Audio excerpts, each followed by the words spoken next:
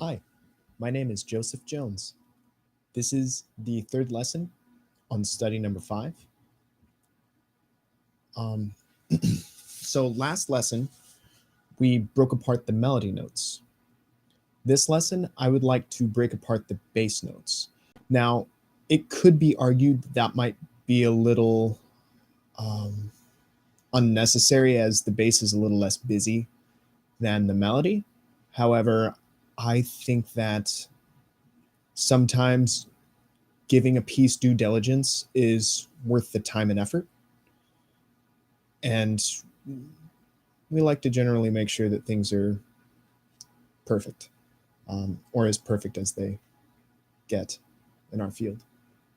All right, so last time I used a blue pen to circle my melody notes. I don't know if you guys can see that, but this time I think this is pink. I don't know, my eyes, they're not that good anymore. Anyway, so I could circle them again, but I think it might draw my attention a little bit more if I did a nice heavy underline. Here, let me show you what I mean.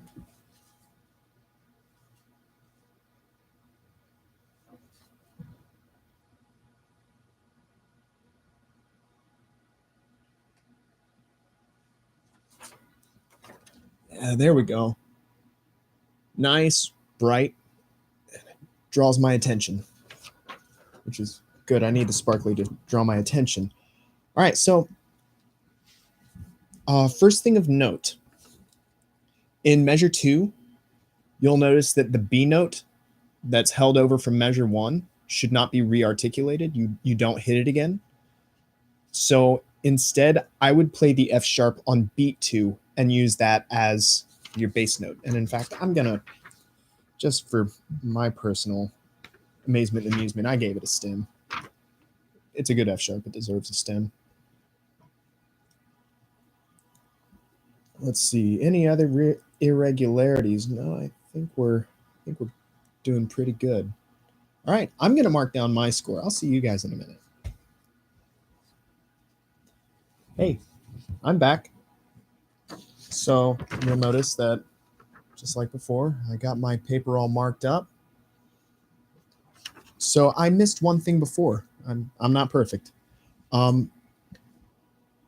Measure 16, that should be the end of the first big section.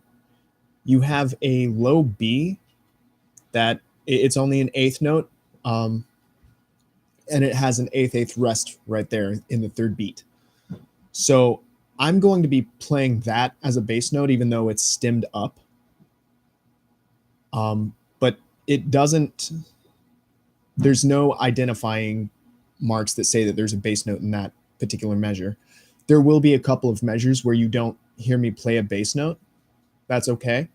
I'm going to keep count the best that I can. But just like before, I'm going to play the bass line on its own. And just as before, if you need to slow down the tempo, we can slow down the tempo. But the idea is that we are breaking apart the hands and we're really trying to just identify what's happening in the bass line so that we can break it apart in the texture. I'll see you guys at the end.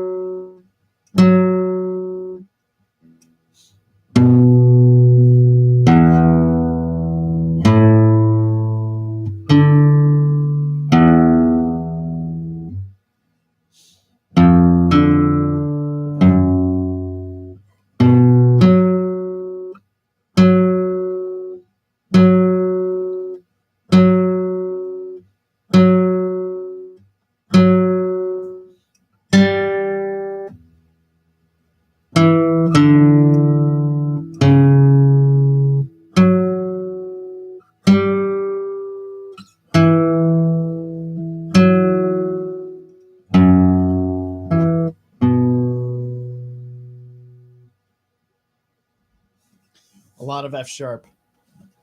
As I addressed in the first video, F sharp is it's a staple in the bass line in this piece.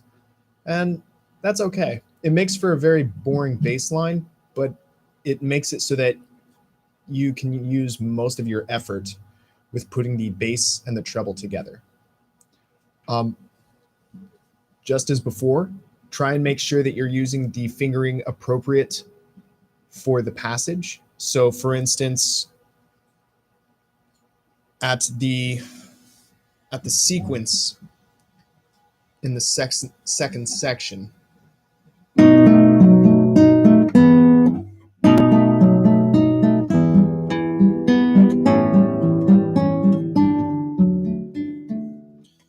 make sure that